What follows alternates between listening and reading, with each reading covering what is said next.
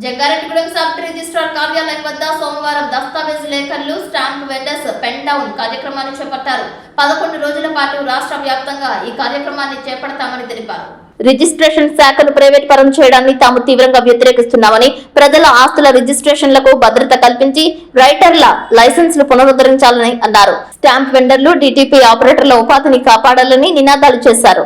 దస్తావేజు లేఖర్ల నిరసన కార్యక్రమంతో sub registrar కార్యాలయం విలవెలపోయింది.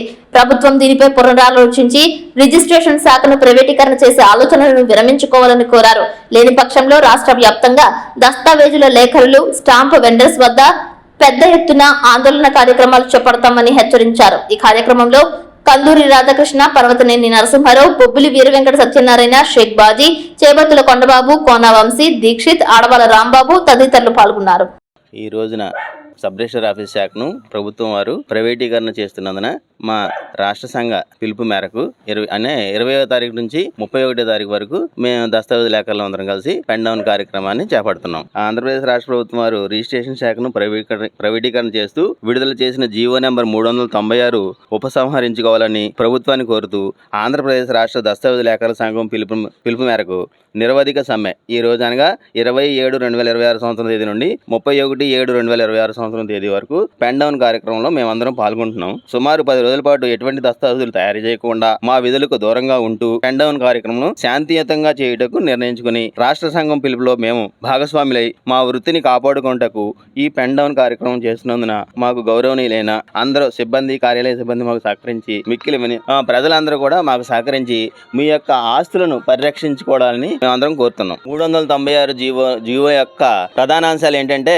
జీవనోపాధికి ముప్పు. ఈ ఆర్ఎస్కే కేంద్రాలని పబ్లిక్ డేటా ఎంట్రీ పీడిఈ వ్యవస్థ వల్ల లేఖర్లపై ఆధారపడడం తగ్గి వేలాది మంది లేఖర్లు కుటుంబాలు జీవనోపాధి ప్రశ్నార్థకంగా అవుతుంది. ప్రజలపై ఆర్థిక భారం కూడా పడుతుంది. ప్రతి డాక్యుమెంట్ కి 2,000 రూపాయల ఫెసిలిటేషన్ ఛార్జీతో పాటు పీడిఈ సేవలకు అదనపు రుసుము వసూలు చేయడం సామాన్యులపై భారం పెరుగుతుంది. నాణ్యతా లోపం, చిక్కులు, రిజిస్ట్రేషన్ స్టాంప్ డ్యూటీ, కుటుంబ చట్టాలపై అవగాహన లేని పీడిఈ ఆపరేటర్లు వల్ల భవిష్యత్తులో తీవ్ర న్యాయపరమైన చిక్కులు రావచ్చు. గ్రామీణ ప్రజలు ఇబ్బందులు పడతారు. ఏ విధంగా లేఖర్లు స్థానికంగా అందుబాటులో ఉంటారు. ఆర్ఎస్కే కేంద్రాలు కేవలం జిల్లా కేంద్రాలకే పరిమితమై గ్రామీణులకు వ్యయ ప్రయాసాలు పెరుగుతాయి. అనుభవం కూడా వృధా అయిపోతుంది. మేము ఇంతకాలం నుంచి దస్తావేజులు రాస్తూ ఉన్నామంటే మేము ఎంత ఆచితూచి డాక్యుమెంట్లు వెరిఫికేషన్ చేసి డాక్యుమెంట్లు తయారు చేస్తున్నాం.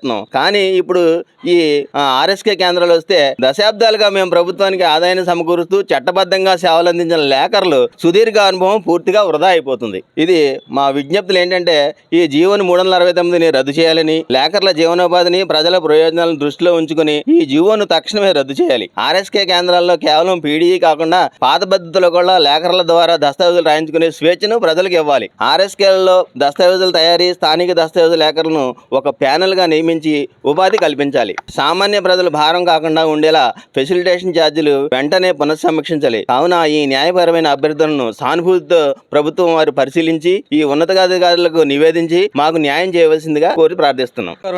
ఈ రోజున ఆంధ్ర రాష్ట్ర ప్రభుత్వం వారు చేపట్టిన 396 జియోని తీసుకొచ్చడం జరిగింది. అయితే ఈ యొక్క జియో యొక్క ఉద్దేశం ఏంటంటే సబ్ రిజిస్టర్ వ్యవస్థని ప్రైవేటీకరణ చేయడం. ఈ ప్రైవేటీకరణ చేయడం వల్ల ప్రజల యొక్క ఆస్తులు దుర్వినియోగం అవుతాయని చాలా మంది భావిస్తున్నారు. కావున ప్రభుత్వం వారి యొక్క జియోని ఒకసారి సరిచూసుకుని, అలాగే ఈ యొక్క రిజిస్ట్రార్స్ వ్యవస్థ మీద ఎన్నో సంవత్సరాలుగా దస్తావేజ్ లేఖర్లు ఈ యొక్క వృత్తిని నమ్ముకుని జీవనం సాగిస్తున్నారు. రాష్ట్రవ్యాప్తంగా ఈ యొక్క వృత్తిని నమ్ముకుని చాలా మంది కుటుంబాలు జీవిస్తున్నాయండి. కావున ప్రభుత్వం వారు మా యొక్క సమస్యని మీరు తెలుసుకుని ఈ యొక్క వ్యవస్థ ప్రైవేటీకరణ అనేది రద్దుపరుచుకుంటారని కోరుతున్నాము.